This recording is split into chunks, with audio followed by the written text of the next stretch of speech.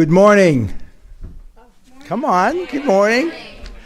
I'm glad you all could make this event because I think you're going to be not only enjoying something, but you're going to learn something, and you might see a little more than you anticipated when you said we're going to be there, as well as the audience that is watching us right now.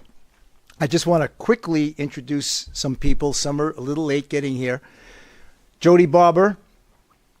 Jody is a mother advocate in the fight against opioid abuse and the rest of the story, and that's why we're here.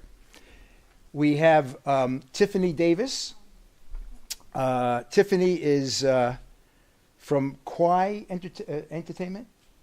It's actually Key, but it's spelled Quay. It's so confusing. Okay. And a Beverly Hills Rotarian, by the way.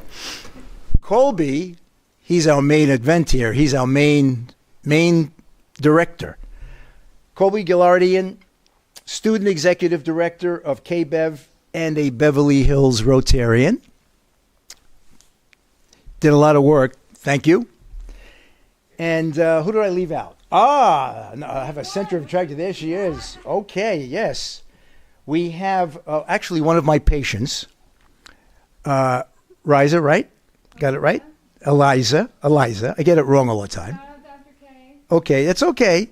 Anyway, 6 years sober, and she's got a story to tell.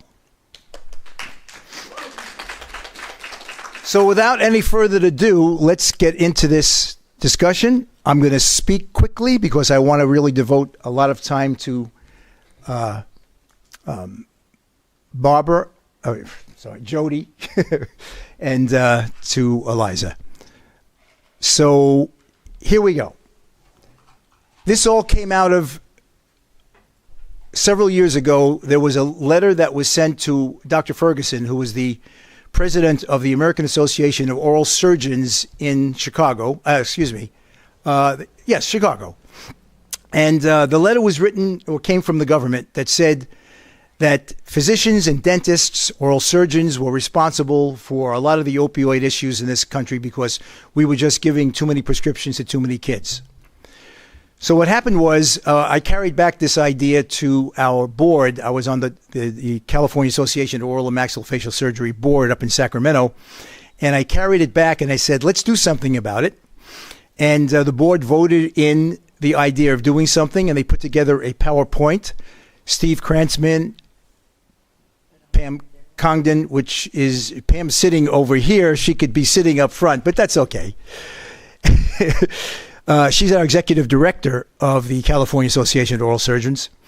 And we put together this idea of going around the state, getting into schools and lecturing and teaching the students all about opioid and opioid addiction. Of course, COVID stepped in and blew this right out of the water for 2 years. So we've been working on it. We've been up in Sacramento working with legislators, trying to get maybe a spot bill if we're lucky, but seeing if we can get this project into all the schools across the state, and if that works, the rest of the country. Because you know what they say, as goes California, so goes the country. I'm not including earthquakes here, just the rest of it.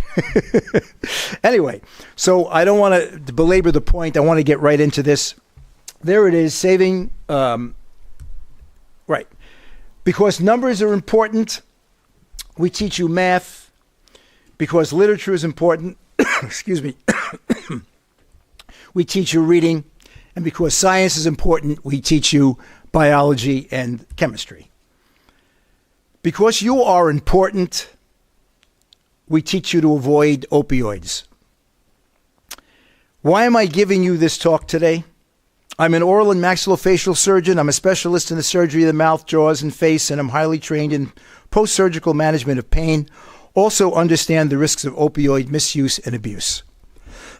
Excuse me. What are opioids?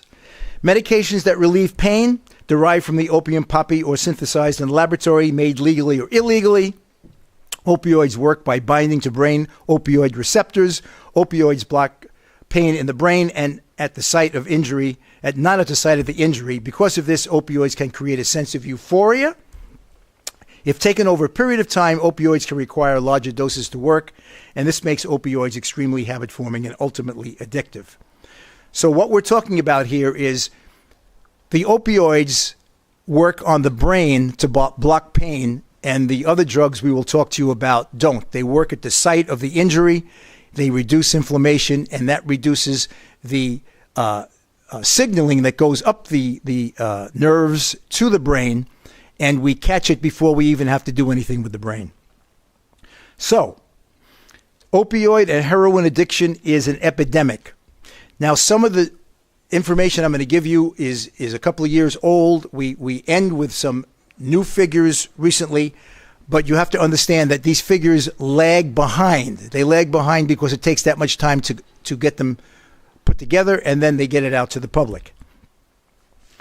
The current opioid epidemic is the deadliest crisis in all of American history. There were 49,000 overdose deaths due to opioids alone in 2017. Opioids kill more people every year than car crashes, guns, suicide, and homicide. 134 Americans died each day in 2017 from overdoses involving prescription opioids, heroin, and fentanyl. That's one death every 11 minutes. Those of you at home, those of you watching, just look at your watch, and every 11 minutes, just make a mark on a piece of paper and figure out how many people have died just during this discussion. One every 11 minutes. The opioid epidemic is nationwide. There has been a 300% increase in heroin-related overdose deaths in the United States since 2000. The epidemic is here in California, and it's in your community. 2012 Californians died 2016 from opioid-related overdoses. Opioid-related deaths in California are increasing. 1,000 deaths in the year 2000, 2012 deaths 2016, 1172 due to prescription opioids, that's from doctors, 840 due to heroin and fentanyl. In addition to reducing pain, opioids can cause the following: drowsiness and sedation, mental confusion, nausea and vomiting, constipation, pinpoint pupils, slowed pulse and breathing, depressed body temperature and blood. This is a big swap just for a little good feeling, isn't it? And opioids can cause overdose and death. Common prescription opioids are hydrocodone, oxycodone, morphine, fentanyl, codeine, Tylenol 3 and 4, methadone, oxymorphone, and hydromorphone. Prescription opioids. Many teens believe, forget teens, many people believe that a prescription is less dangerous than one that is written by a doctor. Because they are prescribed by doctors, people think that it's safe, no problem using it. Not necessarily the case. 36% of high school seniors reported in 2017 that prescription pills and painkillers were easy to get. And that is true.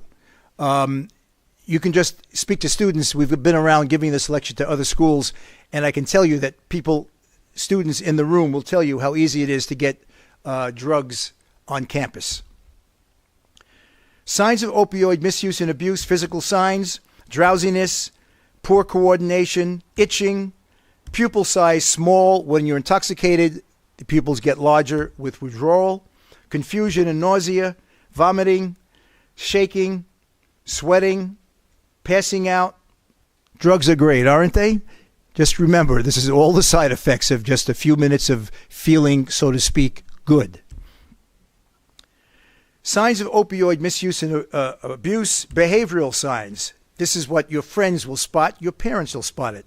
Excessive mood swings, hostility, moodability, and irritability, moody, change in friends, attitudes, activities, sports, and hobbies, poor decision-making, poor attendance, poor grades, poor hygiene, increased isolation, secrecy, wearing long-sleeve shirts just to hide the IV marks, appearing to be high, giddy, or euphoric, stealing and selling medication, because once you discover that you need more of the drug just to feel okay, not to feel higher anymore, just to feel okay, you will do anything to get that drug, and that's where the stealing and God knows worse than that comes in.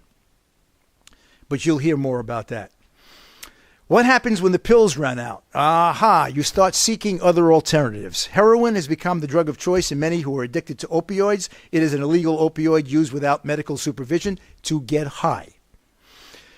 Diacetylmorphine, heroin comes from the opium poppy flower. It can look like a white powder, brown powder, black tar. Other names for it are H, horse, smack, skag, junk, brown sugar. Why do you have pets, right? We have pets, dogs and cats and parakeets and all other kinds of animals. And don't you have special little terms or words or names that you call them? You call them Fluffy and Sneezy and Happy and Pooh, whatever names you call them. And you're very endeared to them. They're endeared to you. And if they were sick, you'd spend any money to save them. They become a part of your life.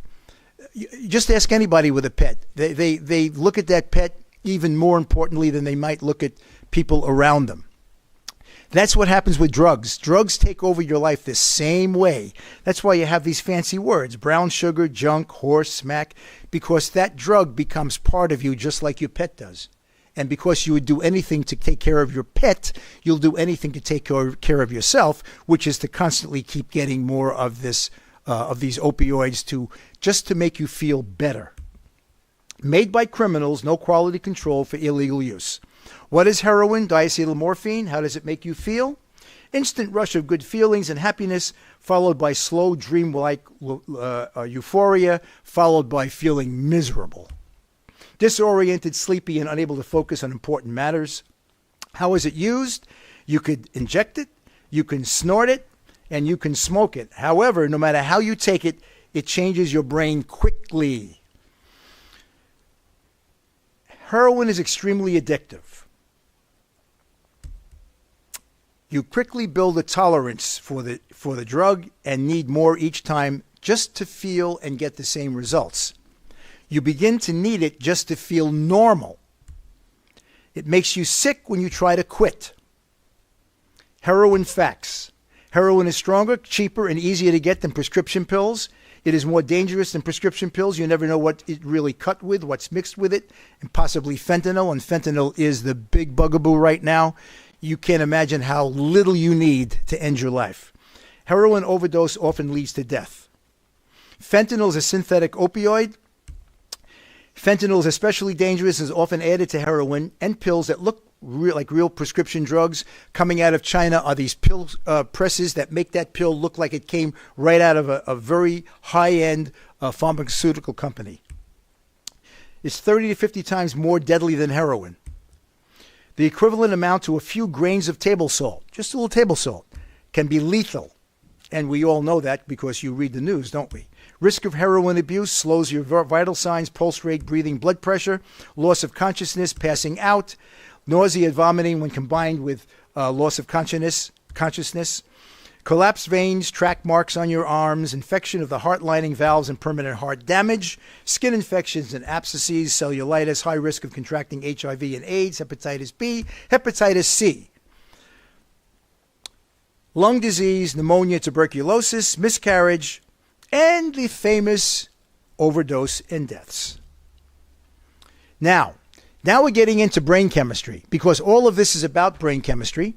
The brain in children is different than the brain of adults. That's why in the justice system you have, are they trying this individual as a juvenile or as an adult?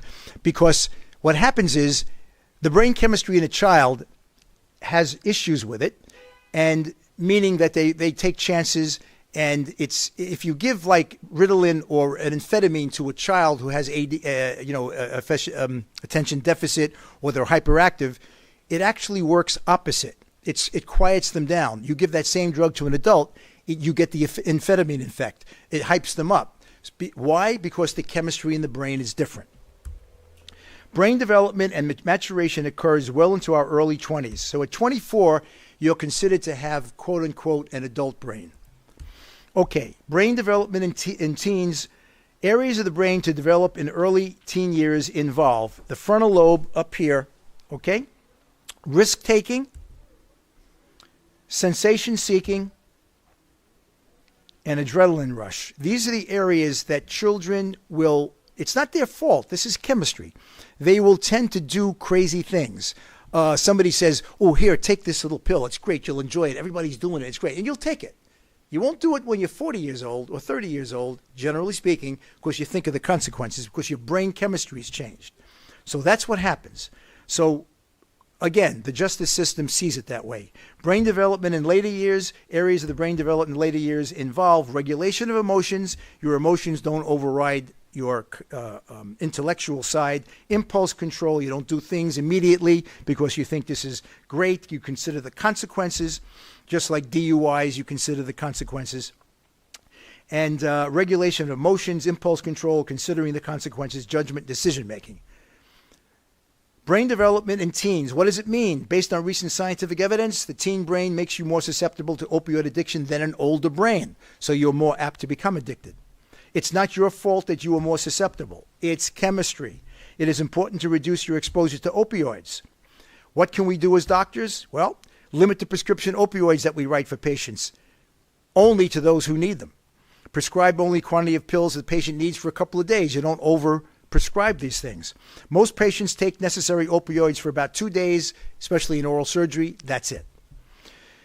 Using other strong painkillers that are not opioids, things like ibuprofen, Advil, Motrin, and Tylenol, acetaminophen.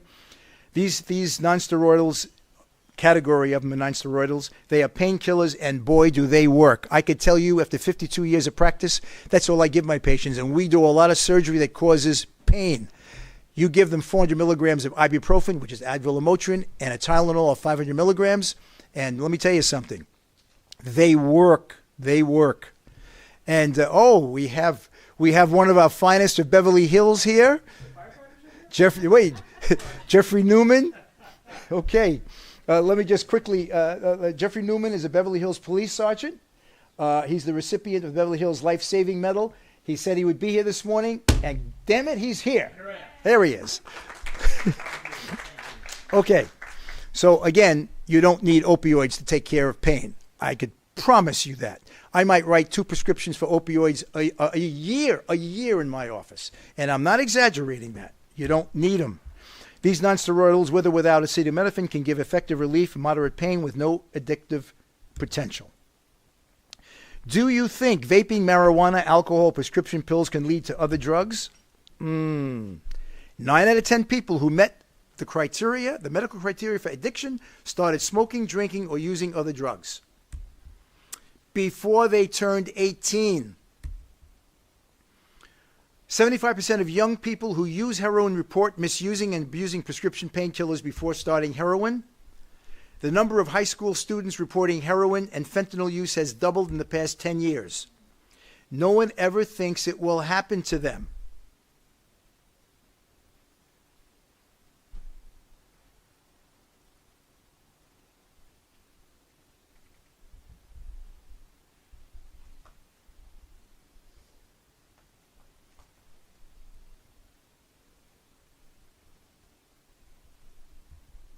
But it can happen to you. And when Jody speaks, you'll understand why she has this up. All right. What can you do? Well, do not take medications that were not prescribed to you. They may not even be what you think they are. Prince died from taking pills he thought were Vicodin. They were actually fentanyl. Demi Lovato overdosed on what she thought was oxycodone. It was laced with fentanyl. Jimi Hendrix died from an overdose with vomiting. If you see someone you think may have taken an overdose, call 911. California 9/11 Good Samaritan law protects you and can save a life.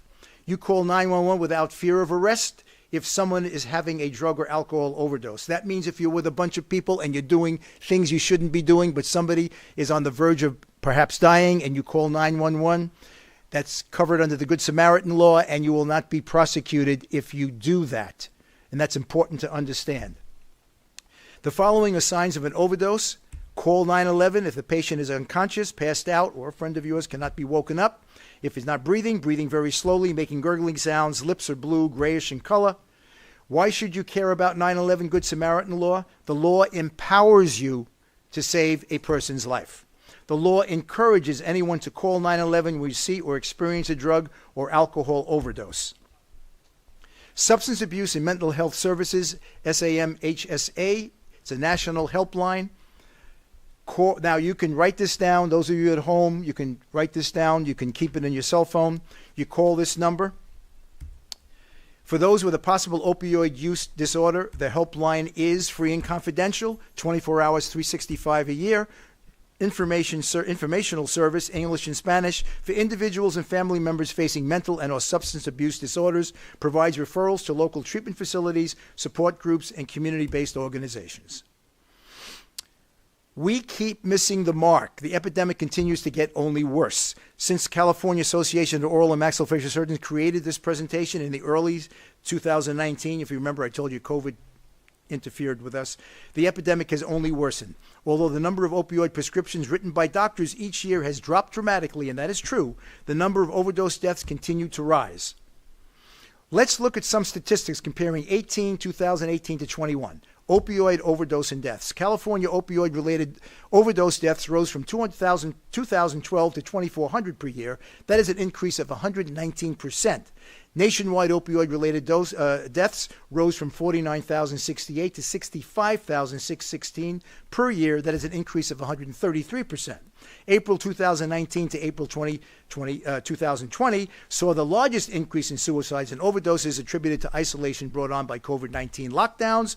For the first time in U.S. history, there were more than 100,000 overdose deaths in 1 year. 42,686 opioid overdose deaths involving fentanyl. Just pay attention to that word, fentanyl. Fentanyl saw the single largest increase in overdose deaths and is now a factor in 53% of all opioid overdeaths in the nationwide. Here's a little chart just to give you an idea. Fentanyl, heroin, prescription. You see what the tallest one is. You are in control of your destiny. Obviously, you're in control of your destiny. You didn't have a choice coming here. You just arrived. You were born in the United States. You didn't pick your parents. Like Einstein said, everything is relative, and you can't choose your relatives. So your genetic makeup, whether you're male, female, whatever you are, it doesn't matter. Genetics, the point is that some of us are much more susceptible to this than others. We don't know who we are until it's too late. And many people are highly susceptible, alcohol and opioids as well. So what does it say?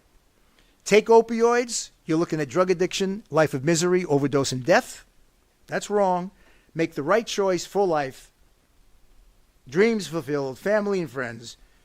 Do not take opioids. That is the end of this rapid discussion because I want a lot of time for Jody and Liza, don't yell at me, to give you something you need to hear. And I've left them a lot of time to do it. Jody, you want to start? Okay. All right. Oh, yes. Oh, Kobe, I just want to get, yeah. It's over here. Jason, can we play the trailer, please? Okay. And I'm going to put this up here. So,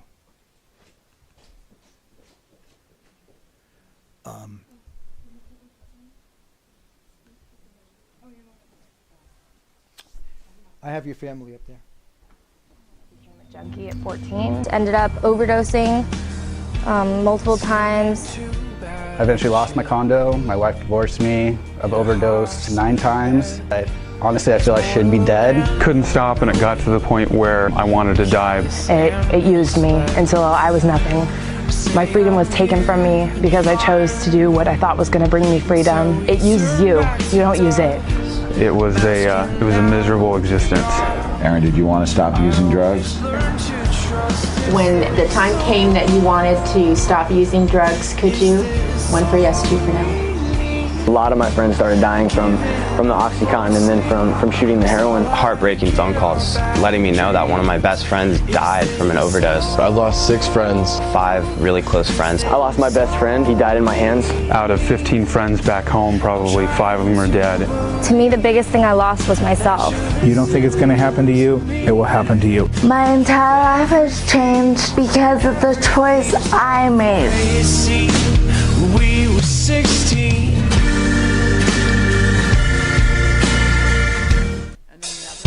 She wants to keep clicking through these pictures.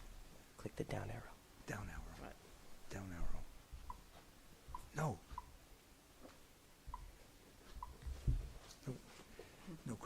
It's in my downloads. Wait, you can click the down arrow now. Okay.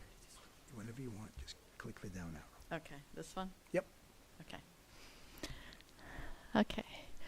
Okay, so thank you for having me today. It's an honor to be here and work beside Dr. K. He's amazing. I wish there were more doctors like him who do this. It's just so incredible. So he pretty much said a lot of the things I was going to say in regards to fentanyl. So I'm not going to repeat that. But what I do want to remind you is that fentanyl poisoning is killing teenagers and young people by the thousands. And it's very, very, very scary. And so you don't want to play Russian roulette with your lives. Your lives matter. Your family matters. Your friends matter. Don't think you're invincible. One pill can kill.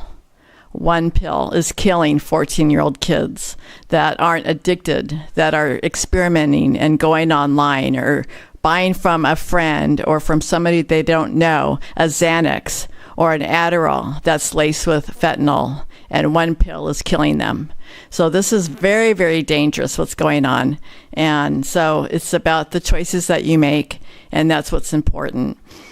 This is important to me because, as you see, I'm a family. I have a beautiful family. I have 2 sons, Jared, my oldest, and Blake is my younger boy. Well, right now, today, Jared should be 33 years old. And his brother, Blake, is now 29 years old. I'm trying to... It's not working.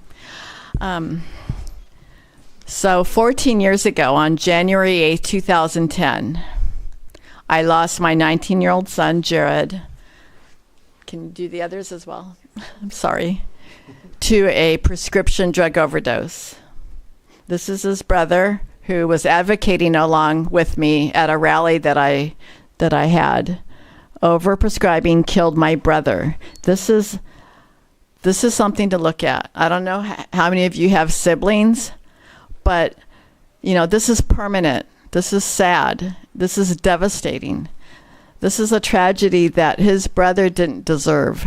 And this is something that Blake will have to live with for the rest of his life. He lost his best friend, his only sibling. And it's just not fair. They were very close. So there's my son, Jared. Jared broke his collarbone when he was almost 17. And he was with his best friend dirt biking. And they were on a camping trip, and they both broke their collarbones. And the nurse called me from the hospital, and the nurse asked me if she can prescribe Vicodin to my son. He's in pain. And I said, okay, you're the nurse. You know what to do if he's in pain. Give him the Vicodin.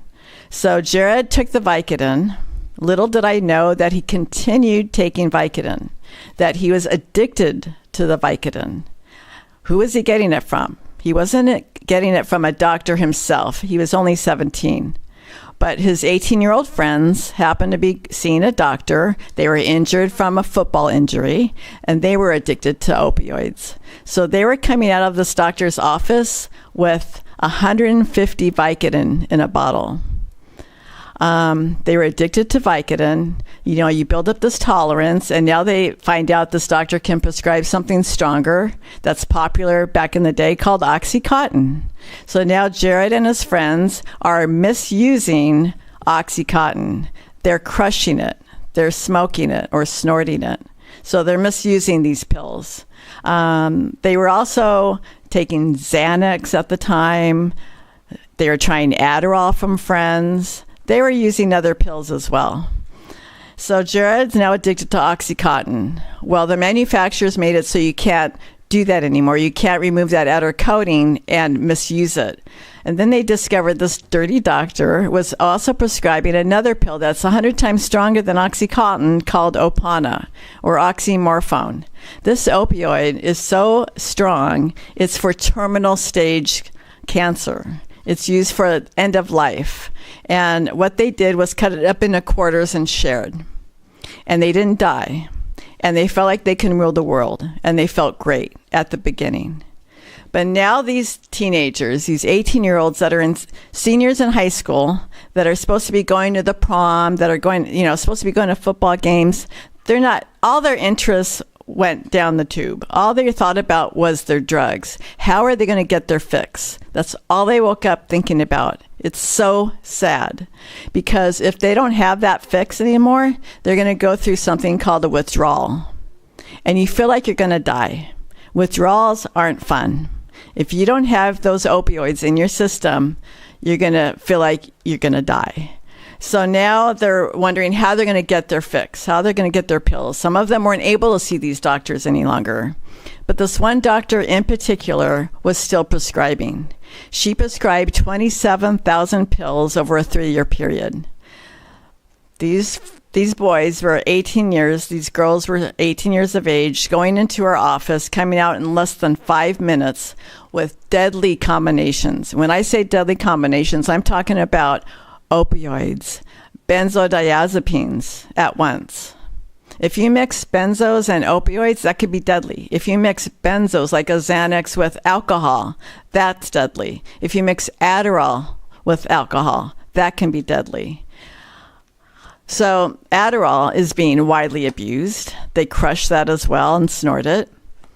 So now these teenagers are addicted. I find my son nodding off in our backyard, and I know he's on something strong. He was also addicted to marijuana, by the way. He was waking up, needing to start his day by smoking a joint somewhere at a friend's, rushing out of the house to go smoke a joint somewhere. I mean, he just couldn't go a day without smoking pot. It was really, really sad. And that's what I thought was my only problem with Jared at the time, not the pills. I thought it was the marijuana issue. And so when I found him nodding off is when we needed to do something, and we were trying to, figure it out, my husband and I, his dad. So anyway, we went to a psychologist. The psychologist referred us to, quote, the best doctor in Orange County, where we live. And that doctor now prescribed more pills. And so I didn't know anything about prescription drugs. So I took my son into every visit. I monitored. I walked out. I gave my son these pills. He prescribed benzodiazepines. He prescribed Klonopin to Jared and an antidepressant, Cymbalta, to my son. And I'm giving those to Jared. 2 Klonopin a day. Not 1, but 2, along with Cymbalta. And now, 2 days before Jared died, let's prescribe 1 more pill. So this time he prescribed Jared Seroquel. And he said, take 3 to 4 Seroquel at bedtime. Seroquel is an antipsychotic medication that doctors prescribe if you can't sleep.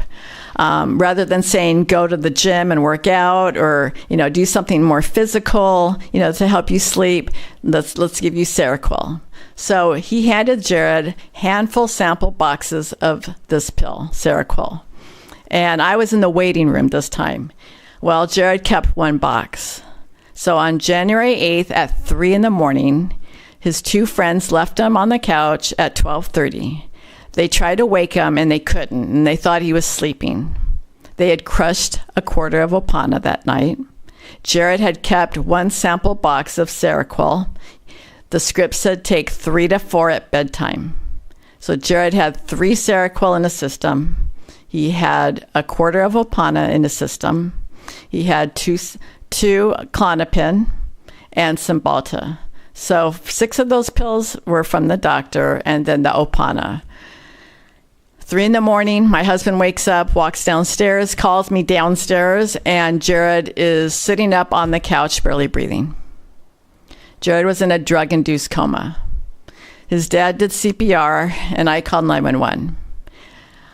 The ambulance came. They rushed him to the hospital where he was born, and Jared passed away at 3:47 a.m.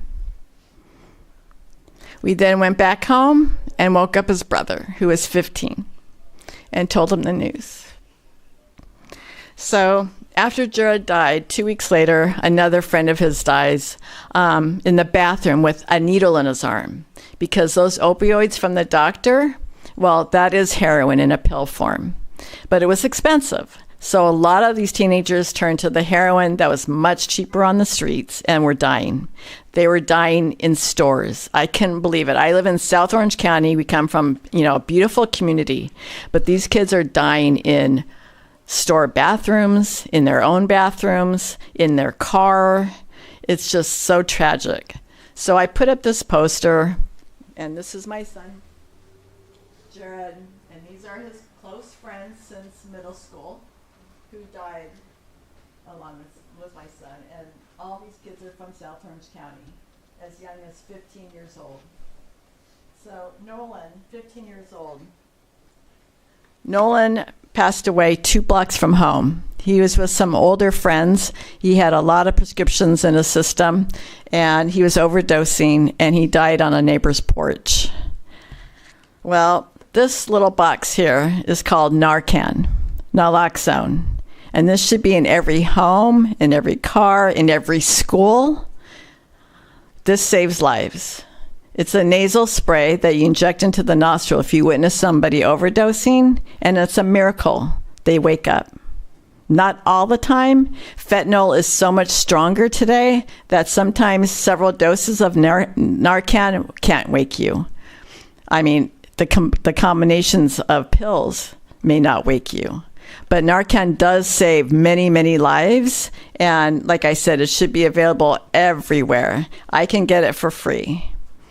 Another way to save lives is by showing my film, Overtaken. It's on YouTube, and I have free DVDs available to you. If you watch this, I would love for you to watch it and just hear these stories of addiction. These are 19, 20-year-old kids who struggled with addiction and where it led them, the consequences. These were straight-A students, football players, beautiful, beautiful students. And now they're in jail or they're overdosing and they almost died. I mean, it's tragic. But, it's something that you learn, and it's something that needs to be heard. Every story matters. So please watch Overtaken. And then I produced Overtaken 2, The Message of Hope. If you know somebody that's struggling, there is hope as long as they're walking, talking, and breathing. So Overtaken 2 is also on YouTube, and hearing their stories from the first Overtaken and seeing where they're at now is amazing. And they're having families, and they're getting married, and they're doing well. Which in that case, I'm going to introduce you to come up, and thank you for listening. I really appreciate it.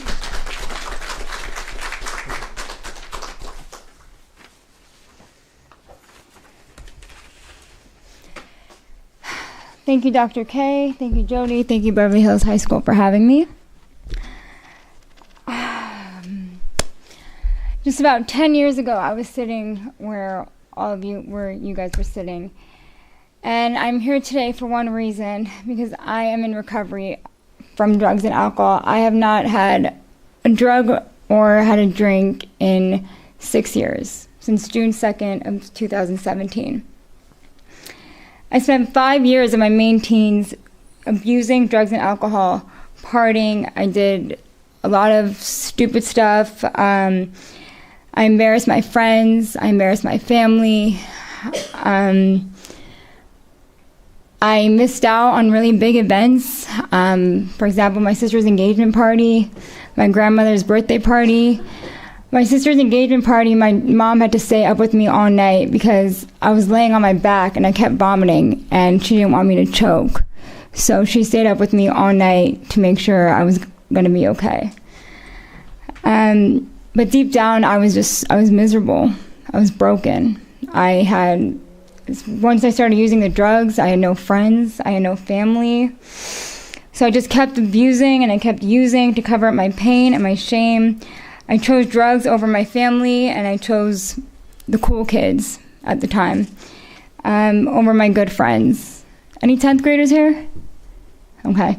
Well, I left school when I was in 10th grade. I dropped out. And I, started hanging out with, again, like the cool kids, the people who I thought were cool, because they would smoke weed and drink alcohol.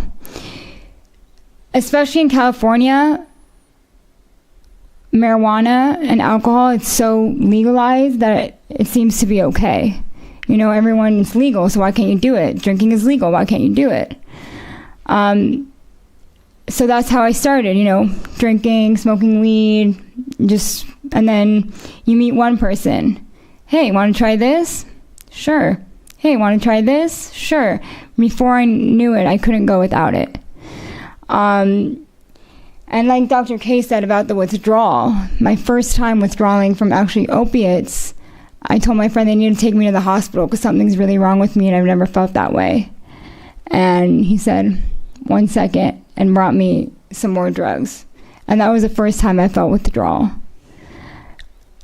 Withdrawal is one of the worst things. The sweating, the shivers, cold, hot, chills, throwing up. It's something you never ever want to experience. When I turned 20, I had no life, no money, no friends. I was stealing because I was just living from fix to fix. So I had no money, but I needed my fix. Doctors weren't going to give me jack, so I would buy drugs off the street. But I had no money, so I would have to start stealing to get money. I was driving high. Okay. I will tell you, it's not fun to sit in the back of a cop's car. That has happened, and that's not fun. But you know, my parents and my family, they suffered the most probably. My mom would tell me that she had to walk on eggshells around me because my mood was so unstable that she could say one thing and that would just set me off. So eventually I knew I needed to stop. And, you know, I felt like I was really cool because I was doing drugs. I knew where to get the drugs. People can call me, where do I do this? Where do I do this? You know, I was easily prescribed to Adderall when I was 15.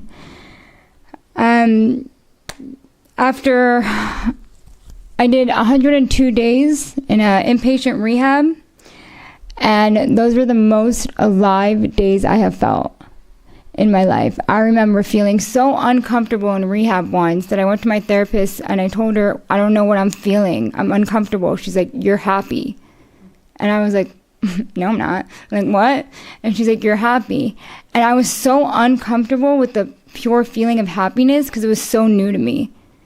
Because I haven't felt happy, and I would pretend on the outside that I was happy, but I was miserable inside. It was hard, but, you know, I was also being controlled because I wasn't able to control myself.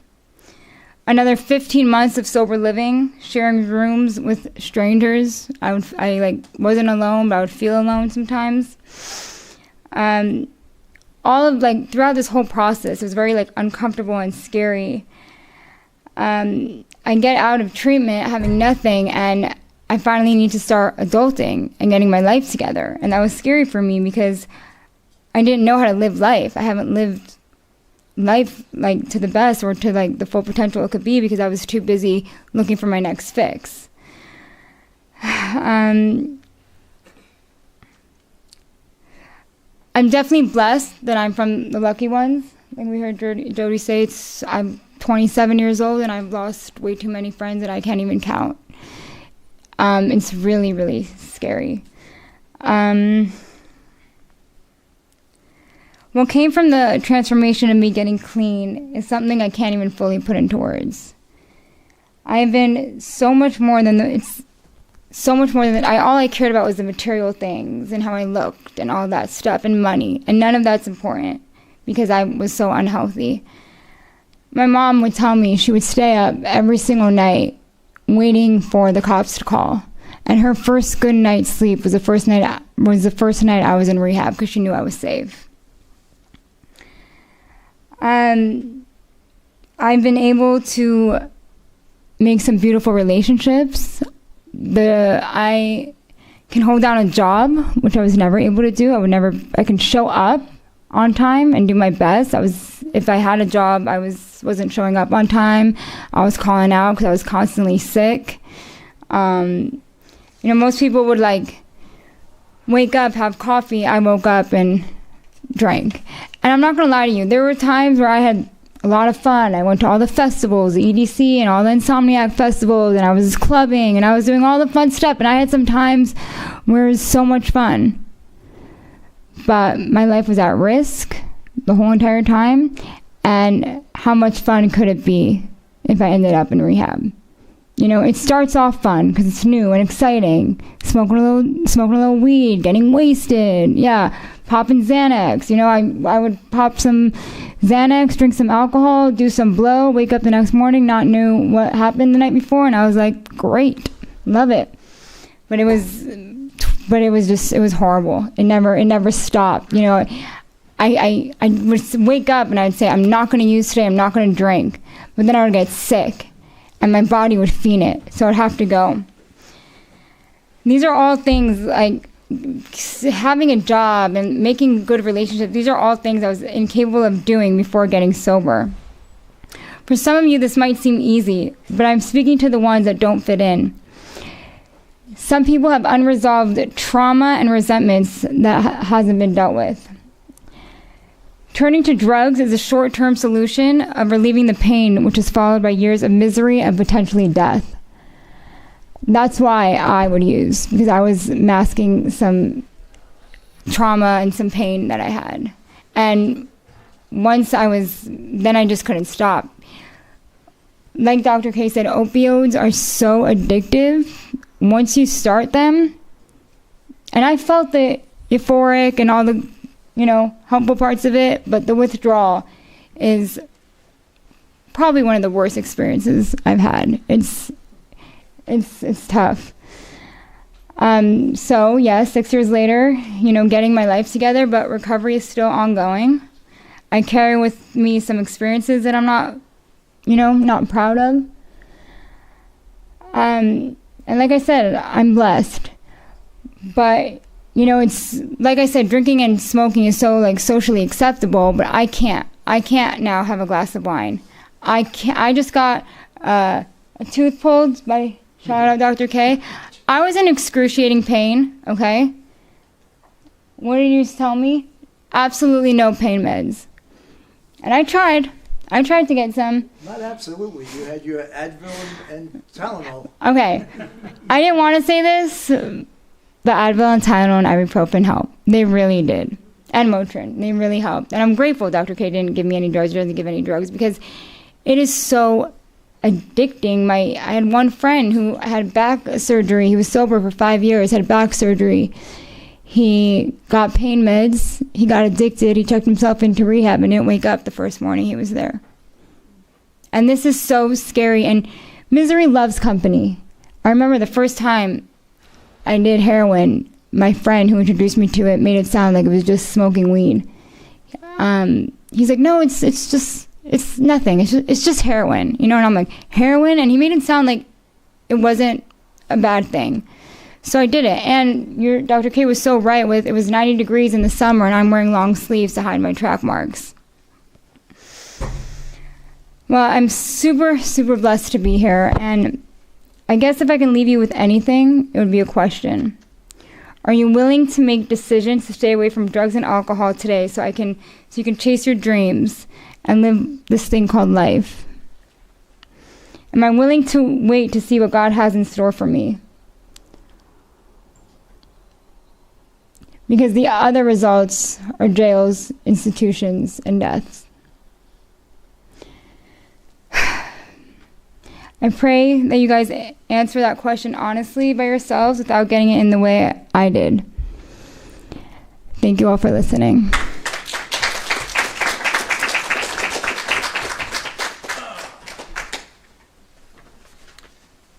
Well, you don't hear that every day.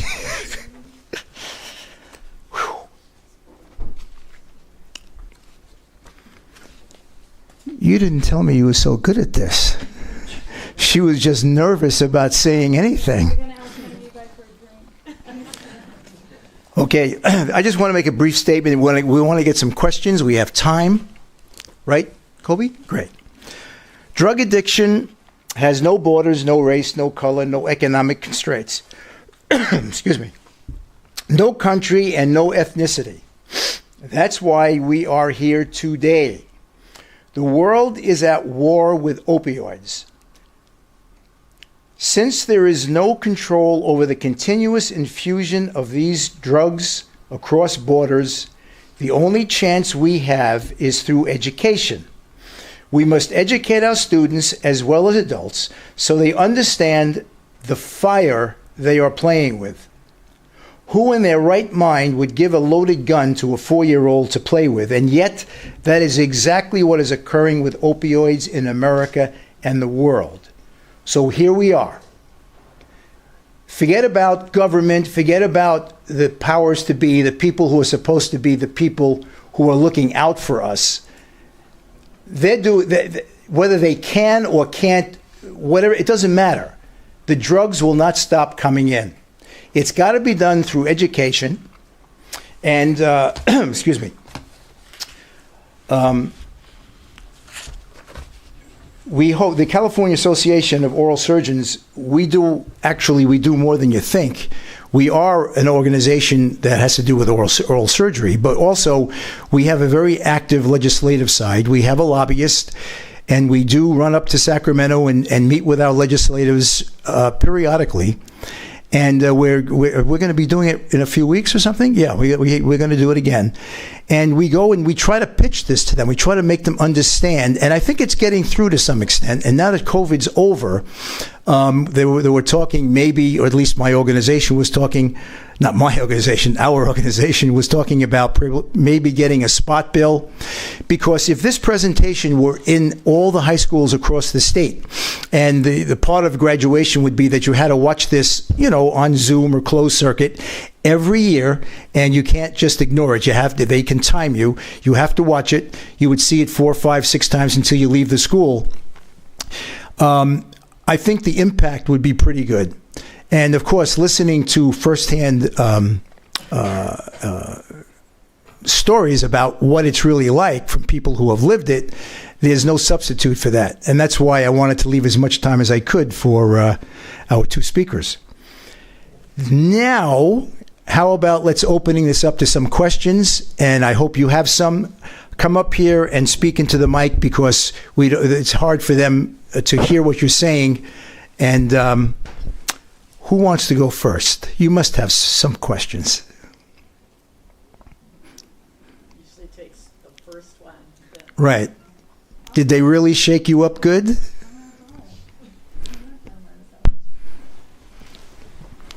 Some of you look like you were getting... Can I ask a question? Yes. Okay. Who's going to ask a question? Right here. I'm right here. Oh, yes. Oh, there you are. I'll get it started. Yes. One of the things that I love about your story is that at the end, I love that you ask the question, what are your dreams? Are you going to do the right thing?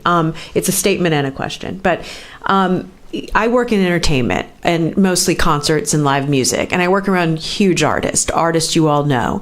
And, Dr. K mentioned a few that have died from opioids and other, overdoses over the years. And what you don't know right now is that some of your favorite artists that you're currently seeing are addicted to opioids. I know that because I know behind the scenes what they're doing, and you would never guess. And it's just a ticking time bomb. It's just a matter of time. And I always say I've worked around this my whole life. I grew up around the entertainment industry, and it was a great cautionary tale because I watched people, who would come into our production office just out of their mind on cocaine. They don't think anyone notices, but when you're talking, it's like, yeah, something's off with that guy, and they get started very innocently because it may be not an injury. It's they need to stay up extremely long hours. They have a weird schedule. They have to keep up. There's too much to do. There's too much on their plate. They need that fix. But where I'm going with this is anything can start it. But I wanted to ask you, what were your dreams before all this happened? Did you have a thought about, I know you were young, but did you have a thought about like, I want to grow up and be this, and then it completely derailed you? Turn on your mic. Oh. It's actually such an interesting question because once I got sober, I actually had to, what do I like to do? What do I like to, I didn't remember what I like to do for fun, because when people would say, what do you do for fun? I would say, get messed up. Yeah, sorry. So, like before that, I wanted to go to school. I wanted to become a nurse. Probably to prescribe I'm kidding. I wanted to become a nurse. But, that all went right away down the drain. And, but I'm grateful that I went through for what I went through, because now I can share and help others. So I did have some dreams and plans, but when I got out of treatment, I decided I want to help people. So I ran a residential detox, actually, and I started taking dance classes and art classes, because I didn't know. I was like, what do I do for fun? What do I like to do? So I had to try like new experiences and different experiences. And I just want to say one more thing. You said there are a lot of people in the music industry that are in active addiction. There are a lot of people in the music industry as well who have multiple years of sobriety. And something that always was problem for me, I would always say, if I had all the money in the world, why would I stop?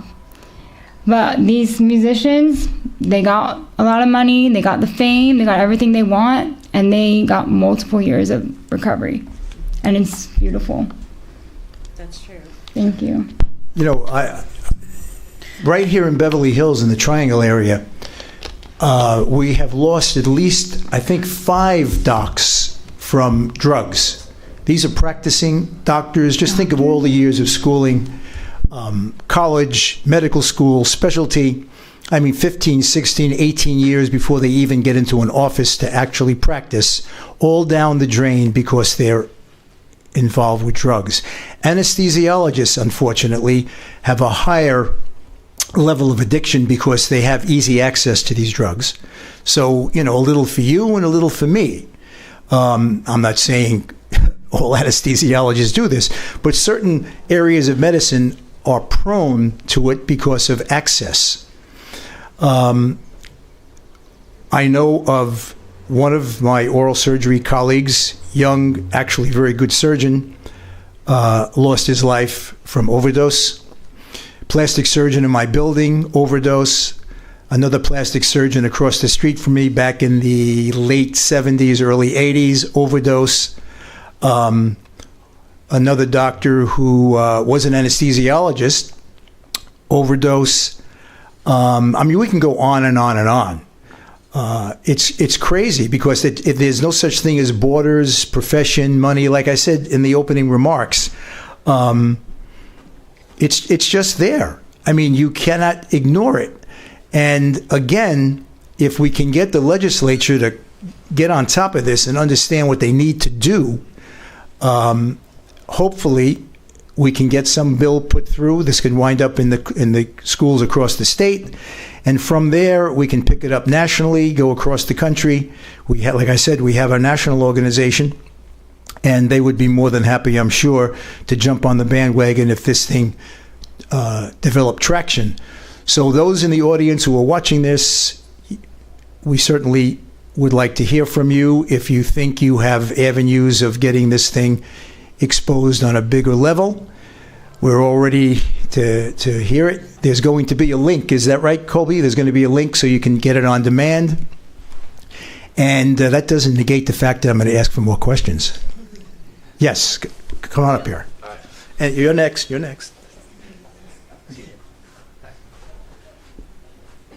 Hi.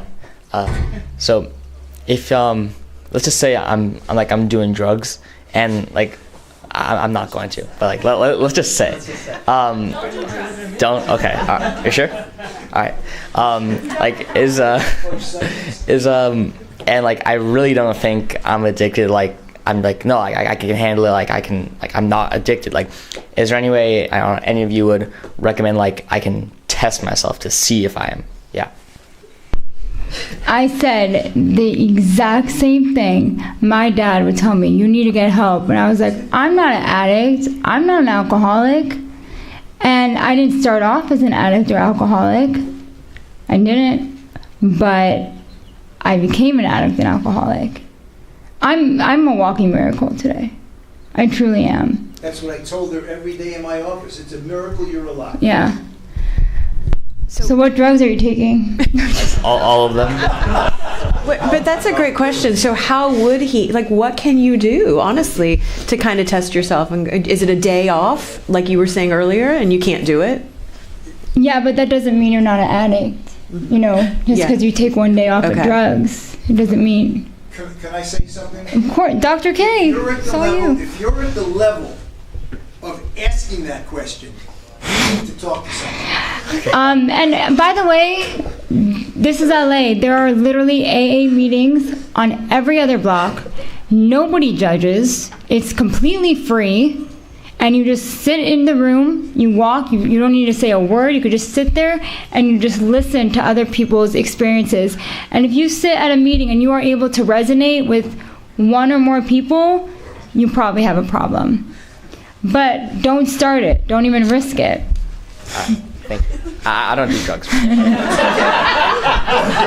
No, it's okay because people have different, I don't know if I should say this or not because it's public, but I was in a situation where I was addressing a state organization giving this talk. And I had mentioned that marijuana is considered a gateway drug, okay? Somebody there took exception to that because they said, oh, no, marijuana is, no. Alcohol is a gateway drug. I mean, some people can drink a little alcohol, a little, really, and that's it. Cigarettes. Cigarettes is a gateway drug. Yeah, I mean, everything's addictive. Where's that cell phone? And you want to see addiction? I'll show you addiction. That's addiction. Can you see it? This is addiction, and the country and the world is getting addicted to this. It's not a joke. You know, Einstein, some of the stuff that Einstein came up with is why we have these today. It's a long time ago. I think he passed away in 54, 55. But he knew what he was inventing, the concept of it. And it's now to fruition. You go to restaurants and you watch people sitting there, families, kids. They sit there with this cockamamie screen in front of the kids. The mother, the father, the children, because I actually take particular interest in watching this. Nobody talks. They play with this. It's the babysitter. Humans need interaction. That's why this COVID thing was so bad, because it took away human interaction. And that has huge consequences. And we are going to find out as the years go by. And that's why a lot of families now are not even letting their kids play with these things until they get older. But it still doesn't matter, because adults can become addicted to this, and they do become addicted. And Dr. K, I have a follow-up if I can. Yes. So my background, just to kind of caveat that, so growing up, I was a little younger than you guys, but my mom used to go and lock herself into her bedroom whenever there was something stressful going on. I had no idea what was happening whatsoever. Come to find out later on, she was going into her room and abusing prescription drugs. So had no idea until one day she goes through withdrawals, realizes she needs to finally get help because she was actually forging scripts to, funny enough, you mentioned that she was a nurse, and she was forging scripts to try to get more prescription drugs. So to avoid that, basically getting prosecuted and all that, she went to rehab. And I remember being a young man, a young boy really, and sitting there with a bunch of people who are addicts, and they have these nights where your parents will have people come in, they have to make amends, maybe write you a letter explaining what happened. And I'm like, what is this? I don't want to be here. Like, this is terrible. So not to be able to escape from it, of course, fast forward, another 2 family members of mine also went to rehab. And so my whole life growing up has been surrounded by AA, rehab, the 12 steps, and it motivated me to become a police officer to help. Kind of we're talking about, why do we do this? We want to help people. Don't go down that path. For me, in the police department side, it really gives you a great opportunity, kind of like any profession. If you're a doctor, you can go and specialize in plastics or cardiology or, what is ENT, ear, nose, and throat, So you can do wherever you want to go. Police work's kind of the same. And so I took the path of doing what's called drug recognition expert school. So in California, which by the way is the #1 state for overdose on opioids, yay, California. #2 is Florida, just in case you were planning on doing Florida. So if you are specializing that side, there's years of training you can go to, and you kind of become like a small bit of a doctor. So when they say you snort drugs, I'm like, oh, encephalation. Like, there's all these fancy terms you can learn. So I go that way. And in the thousands upon thousands upon thousands of drug users I've contacted through my career. And I don't exaggerate that. It's thousands. Every single one of them told me 2 places that started their addiction. 2 reasons when you boil it down. The first one is extreme loss. Family member, mom, dad, somebody that is just super close to them and they can't experience that pain. It sucks. So they want to find a way to stop the pain, right?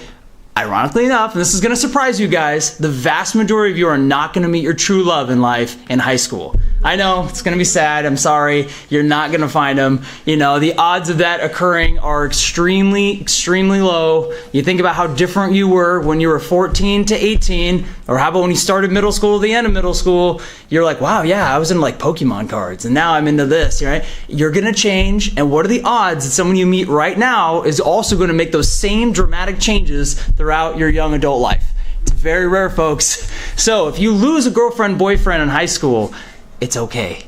You're gonna make it through, okay? But we experience people that talk about that. I had a bad breakup, so I went to this party. And that brings to the second one, which is peer pressure. We have substantially more people get addicted to drugs because someone says, hey, try it. It's not a big deal. It's just some weed. And I will tell you again, anecdotally, over my 12-year career, again, thousands of contacts, marijuana is not always a gateway drug to everyone. Fair. Some people just smoke cannabis and that's all they ever do. But I have yet to meet a single, what I call hardcore drug user. Someone's going to use heroin, meth, something along those lines, and we all go, ugh. Those folks always start with cannabis, always start with drinking, and it is usually under the age of 18, almost always. So just kind of factor that in. We're starting to roll the dice, think about odds. Okay. Well, if I have a loss or I'm at a party or someone's peer pressuring me, you're already checking one of the 2 boxes to start. And if you're like, it's just alcohol, it's just weed, I can stop right there. As you're learning, it's not that case. It doesn't happen as easily as we all think it's going to. And by the way, criminals prey on this. They know that you're not going to try some, like most people are like, I'm not just going to go try meth one day. You know, it's like the memes, never even once, you know. You're not probably just jump into meth. It's very rare. So what they do is they obviously will put something like fentanyl, which anybody know what the amount of fentanyl, pure fentanyl, will take to kill you? So if you have a gram, we could kill this whole room. That's right. Yeah. It's microgram. Yeah. So if you think about a number 2 pencil that you probably have to take for the Scantron tests and stuff, the part of the lead that sticks out of the number 2 pencil is all that's required to kill you. So I take a tiny bit of that and I press it into that Adderall pill, that Xanax pill, whatever that is. Because as a drug dealer, I want repeat customers. I want you to come back to me because I got the good stuff. And so when you keep coming back, you're not coming back because you're getting a stimulant. You're actually coming back because you're addicted to opioids and you had no idea. And so you will keep coming back and back and back and back. And that's what leads to people obviously overdosing as well. You don't know what's inside of the stuff you're taking and at what doses. This is going to surprise you again. Street chemists aren't exactly measuring things perfectly.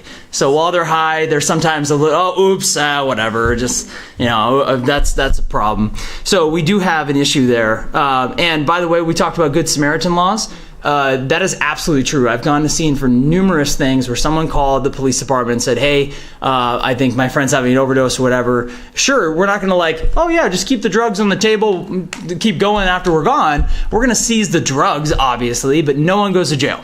No one. Everyone gets help. We all carry Narcan or naloxone with us in every patrol car, so we're able to do that. And if you're in that position, we actually have trained cops who are like, yeah, they're not breathing. That's not going to work. No, it does work. Spray that thing right in their nostrils because that's one of the common misconceptions is that it doesn't work if they're not breathing because how do you get that spray to go into their system? No, just spray it and keep spraying it. By the way, if you have no idea, oh man, I don't know if this is an opioid, spray it in their nose because guess what happens if you spray it in their nose and it's not an opioid? Nothing happens. So they even in training, one person even put it to the test. They put it in their nose. They squirt it into their nose. Nothing happens whatsoever. It only works for opioids. So by all means, please, if you're ever in that circumstance, God forbid, knock on table, that you're not in that position. But if you are, just spray them in the nose and move on. But I could it's funny. Dr. K invited me to come here yesterday, and I said, yeah, because I'm into this stuff, right? Like my background, my training, my experience, this has like been my bread and butter, my wheelhouse. I don't expect all of you to be jazzed about it. Like, you know, some people are like sitting here, it's like maybe you're forced to be here. I don't know. But at the same time, if there is time, I'd love to talk to you about how we teach officers about addiction and where it comes from and the mentality. Because his question was fantastic. How do you know? Like, how do you know? And it is very, very difficult to know. And I don't want to steal the whole thing, but if I have probably 5 more minutes. Yes, you have 5 more minutes. Okay, so let me just... And I'm not going to forget your question. I won't forget it either. All right. I don't know it, but I won't forget it. So we teach basically how to teach like police officers how to understand addiction and also understanding like that why people use drugs. Now we understand where they come from, like the 2 reasons, loss or peer pressure. Cool, makes sense. That's me. I'm like, who is that? Stop talking. So what we do is we describe like a bucket, right? And we imagine a bucket and we're going to fill that bucket halfway with water. We're all tracking still? All right. So in that bucket of water, you imagine that's your body's equilibrium. That's what it always wants to stay, that center line of that bucket full of water. When you have some sort of drugs, we'll just say opioids for the sake of argument in this conversation, the goal is to get high. Well, what is high? A euphoric feeling from dopamine release. So if you've ever gone somewhere and, I don't know, let's see, who has won some sort of competition before? How did you feel when you won that competition? Good? Adrenaline. Yeah, right? You feel the dopamine release kicking in, saying, hey, keep doing that. Keep winning, right? Your body's pleasure responses are telling you to keep doing something. That's the dopamine release. So drugs and alcohol work the same way, or a cigarette. It's basically convincing your body with chemicals to release dopamine in your brain. And when you do, it feels good. So you imagine there's a scale from like 0, no dopamine, to 100. And what do you think maybe like 100 would be for a human being? Some of you will think of it and then not want to say it. Sure, that would definitely be, that would be up there, right? That's actually one of the best answers I've ever gotten, because obviously some people, I'll be frank, they're going to be like, oh, sex is 100. That's what I want, right? So in there, you have a huge range, 0 down to 100 or up to 100, and somewhere in between, anyone ever had like a really good steak in their entire life? A really good steak. What's the best steak restaurant? Amen. Absolutely. I thought you were going to say CPK. I was like, I don't know. So I agree with Mastro's analysis. I used to have steaks at like Sizzler. That's not even in business anymore. Like Norm's. You ever gone to Norm's? Yeah. So if you only know Norm's steak, that's all you know is Norm's. You don't think it's that bad, honestly. It's like it's a steak. Then you go to Mastro's, and it's a 75 on the scale from 100 to 0, you know? And you have this, are you ever going to forget essentially how much better that Mastro steak was compared to like Norm's? No. And would you always prefer the Mastro steak? Yes. And so we think about the scale, 0 to 100. Where do you think something like methamphetamine puts you in a dopamine release scale? 60. It's higher. 95. It's higher. 100. It's higher. It's higher. Keep going. 1,200. 12? Yeah, wait a minute. Let me get my handcuffs, sir. It is 1,200 in the scale that we're talking about for dopamine release. Okay? 1,200. 12 times the amount you can experience from the most pleasurable thing you can think of. So now you ask yourself, let's say you have a really special event coming up. You're about to go to a competition for something. You don't want to let the team down. You're going to win. Or for the adults in the room, your kids are going to graduate from high school or college or something extremely important to you. But that's like a 50 on the scale from 0 to 100. If I spend $10 on the street, I can go and feel 12 times better than the best feeling I could possibly have. I swear I love you, but I'm going to go do those things. And that's how addiction works. My mom loved me. She didn't want to leave me out in the living room while she's getting high. But the risk and reward and the amount of things you can do to feel just incredible overrides people's senses. So we go back to the bucket analogy. We're at the middle point of the water, right? And we think, okay, here's my bucket. I'm going to get high. So I'm going to take this water, which for the sake of this can be any drug, and we're going to pour it into the bucket. If the water overflows, you get the euphoric feeling of the dopamine. Okay? You're going to feel high. So first time you ever do it, And it's same thing with like alcohol. First time you ever drank, the dopamine release is intense. It will shoot you full of a dopamine response because you're like, whoa, it says all those reserved dopamine molecules hide in your brain ready for that special event. Sitting there, send them now. All of them. Just sends this thing out. Then your body learns and it says, I'm not going to do that again. I need to keep some of this stuff in reserve. So let me lower this water line in the middle. Let's lower it a little bit lower now. So the next time, you need a little more water into that bucket to get it to overflow. You following? And over time, that water level goes down and down and down and down. Now your water level's really low in that bucket, and you have two choices. One, feel like crap, right? Just sit there with now you have no dopamine in your system. Everything feels like garbage, and you go through what's called withdrawals. And now you might even use the drug just to feel normal. You pour in some of that just so you can get back to that baseline where the water level was in the bucket originally. And if you want to get high, you're going to have to use a crap load of this drug, which can kill you. So now you're sitting there, the water level's super low in the bucket, and you're thinking, okay, what do I do here? And if you decide to go through withdrawals to get through it, you remember, let's talk about opioids. What do opioids do for you again? Yeah, but and what are they supposed to do in a medical context? Stop the pain, right? So imagine you've been spending years doing this, dropping your bucket water level all the way down. Now, you really don't even know what pain feels like. And now I come by and I brush across your arm real quick. Does that hurt at all if I do this to myself? No. What do you think it feels like to somebody going through withdrawals? Murder. As you see, the reaction, it's like someone is stabbing you. Because all of those things that have been left dormant is going to hit you all at once. And it's going to make you feel like you want to throw up, poop your pants, literally sweating, freezing cold, moving around. Every time you touch something, it hurts, excruciating pain, the most pounding headache you can ever see in your life. And how do I know? Because I was able to talk to someone I love who's gone through it. And people in the jail who come to our jail and go through withdrawals in one night. And it's brutal. Brutal. I just want to, we have minutes left. Please. Quick question, real fast. I have a question for you about the doctors that were prescribing these handful of drugs. So were they like investigated or like charged for anything that they were doing that, like, or? Thank you for asking that question. I actually worked with the DEA.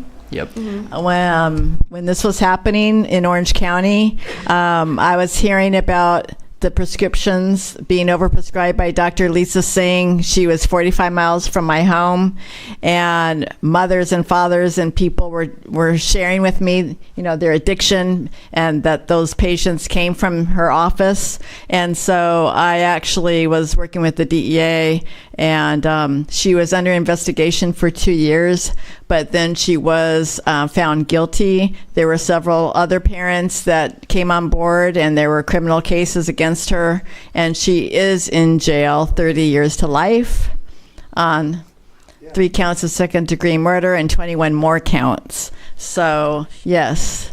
Thank you. And I just want to remind everybody that Tylenol and Advil, if you rotate Tylenol and Advil for pain, that it really works very well and it's not addictive. That's right. My roommate, when I was in my medical training and oral surgery, dental training, is no longer with us. He was using marijuana when we were in school, and I warned him. I said, I'm telling you right now, this is a dead end. If you get in trouble, I'm rooming with you.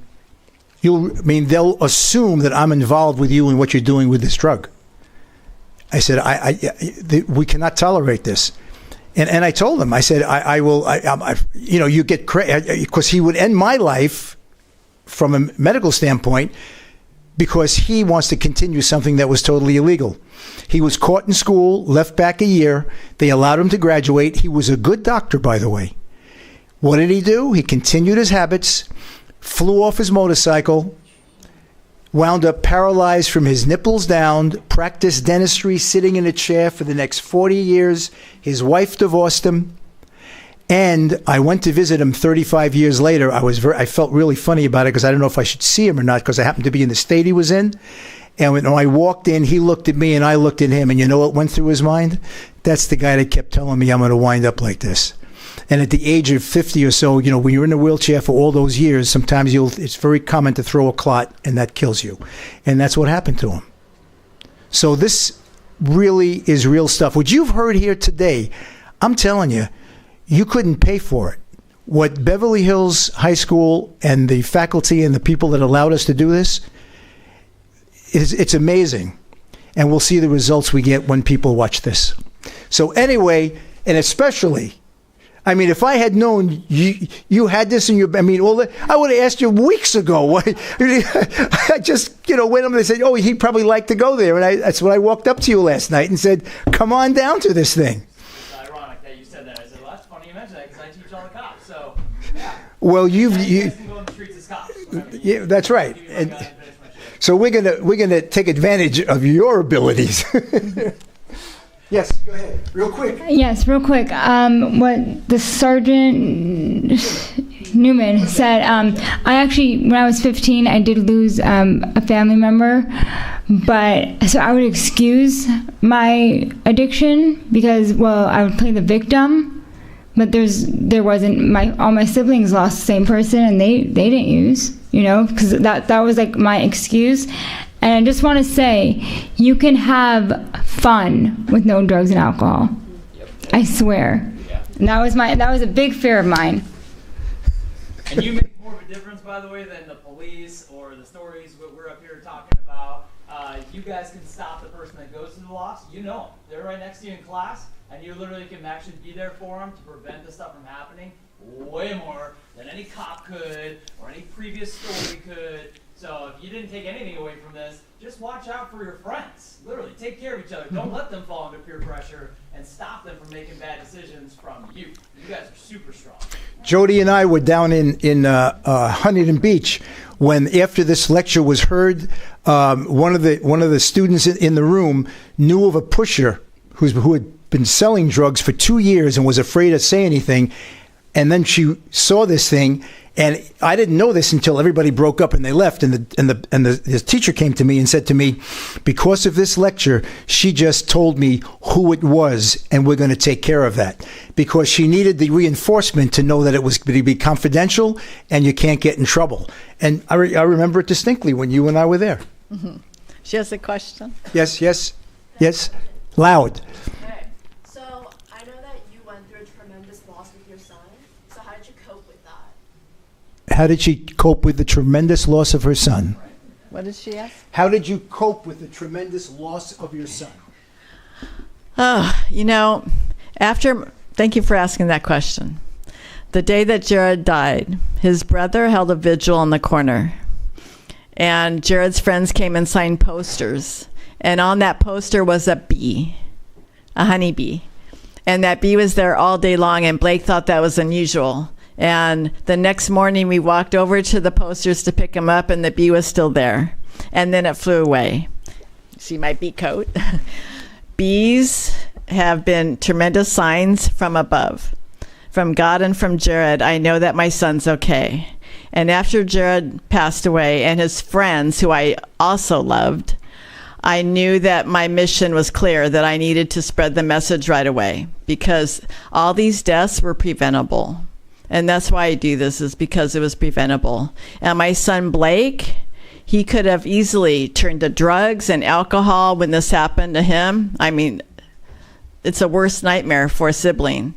But he chose to live life wisely and happily and healthy.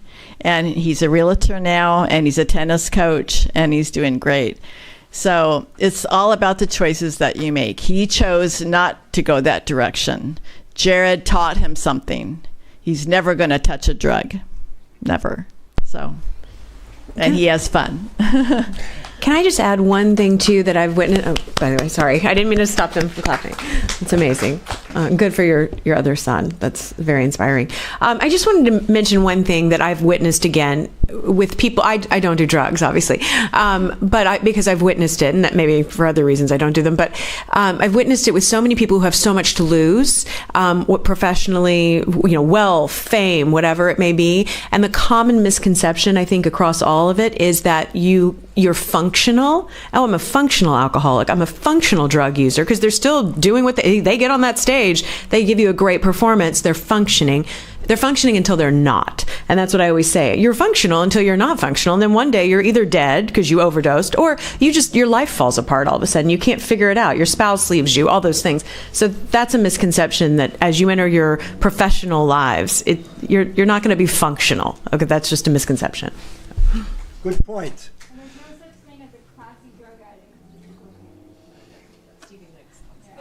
Did you hear what you said? There's no such thing as you're a classy addict. There's no such thing as being a classy addict, because I would say I was classy because I would do cocaine. So I'm like a bougie drug addict. No such thing. Either way will kill you. Well, that's a wrap, as they say in Hollywood. Yeah, if you want to report any drug dealers, come over to me afterwards. That's it. If you want a copy of Overtaken, please grab a copy of my DVD. Thank you so much, everybody, for coming. We want to get a group photo. Okay, yes. Thank you so much. Oh, you're welcome.